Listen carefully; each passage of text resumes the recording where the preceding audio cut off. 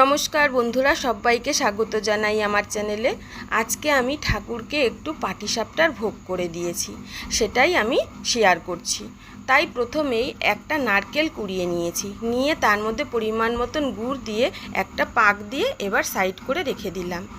দিয়ে এবার একটা বাটির মধ্যে 1 কাপ সুজি, 1.5 কাপ ময়দা, অল্প একটু চিনি নিয়ে নিলাম। এবার দিয়ে দেব কাঁচা দুধ, আমি জল দিয়ে মাখিনি, দুধ দিয়ে অল্প অল্প করে ব্যাটারটা আমি মেখে নিলাম। বেশ পাতলা করে কিন্তু মেখেছি। এবার একটা কড়ার মধ্যে দিয়ে দিলাম অল্প একটু সাদা তেল, ভালো করে গরম হয়ে যাওয়ার পরে তারপরে 1 হাতা করে ব্যাটারটা দিয়ে এবার নারকেলের পুরটা দিয়ে একটা একটা করে আমি পাটিসাপটা গড়ে নেব। সকালে আমার পুজো দেওয়া হয়ে গেছে। আমার যেহেতু গোপাল আছে তাই মাঝে মধ্যে একটু পাটিসাপটা, একটু পায়েস, একটু অন্যরকম কিছু মাঝে মধ্যেই করে দেওয়া হয়।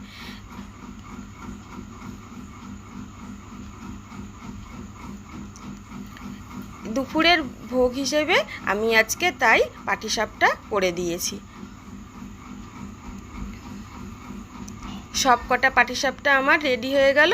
এবার আমি আমার ভগবানকে নিবেদন করে দিয়েছি।